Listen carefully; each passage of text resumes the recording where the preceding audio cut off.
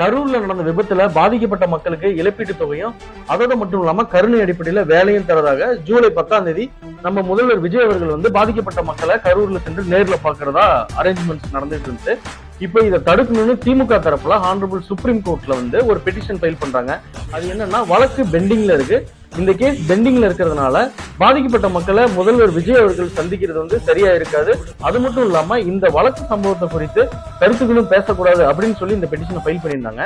இதற்கு honourable supreme கோர்ட்டோட judges அங்க நடந்த வாதங்களை பத்தி இந்த வீடியோல பார்ப்போம். அதாவது இந்த பெட்டிஷனை ஃபைல் பண்ண திமுக தரப்பு வழக்கறிஞர் கோர்ட்ல என்ன சொல்றாங்கன்னா, விஜய் வந்து, அதாவது முதல்வர் விஜய் அவர்கள் வந்து கரூர் சம்பவத்துல பாதிக்கப்பட்ட மக்களை பார்க்க கூடாது. ஏன்னா அந்த சம்பவத்துல விஜய் அவர்கள் வந்து முக்கிய குற்றவாளியா, அதாவது A1 குற்றவாளியா இருக்காருன்னு சொல்றாங்க.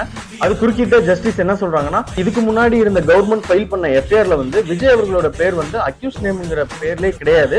அதனால ஓபன் கோர்ட்ல பேசும் பொழுது நீங்க உங்களுடைய ஃபேக்ட், அதாவது உண்மையை சரிபார்த்து பேசுங்க. அவருடைய பேர் வந்து குற்றவாளியாகவோ அல்லது குற்றம் சுமத்தப்பட்டவராகவோ அவருடைய பெயர் வந்து எஃப்ஐஆர்ல இல்லவே இல்லைன்னு தெளிவுபடுத்தி ஜஸ்டிஸ் கூறியிருக்காங்க. டிஎம்கே ஃபைல் பண்ண இந்த பெட்டிஷனோட முக்கியமான நோக்கம் என்னன்னா, இந்த கரூர் சம்பவத்தை பத்தி பேசவும் கூடாது, அது மட்டும் இல்லாம கரூர் மக்களை, அதாவது பாதிக்கப்பட்ட மக்களை அவரை போய் பார்க்கவும் கூடாதுன்னு சொன்னாங்க.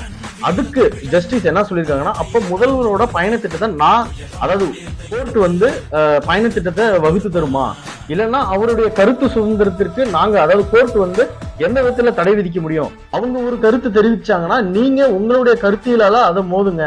இந்த கோர்ட்டை வந்து அரசியல் மேடையை ஆக்காதீங்கன்னு சொல்லி இந்த பெட்டிஷனை ஃபைல் பண்ணவங்களே, அதாவது டிஎம்கே சார்பில் ஜெனரல் செக்ரட்டரி ஃபைல் பண்ணியிருக்காங்க. ஃபைல் பண்ணவங்களே இந்த பெட்டிஷனை வாபஸ் வாங்கி அந்த பெட்டிஷனை வந்து ஹானரபிள் கோர்ட் வந்து டிஸ்மிஸ் பண்ணியிருக்காங்க.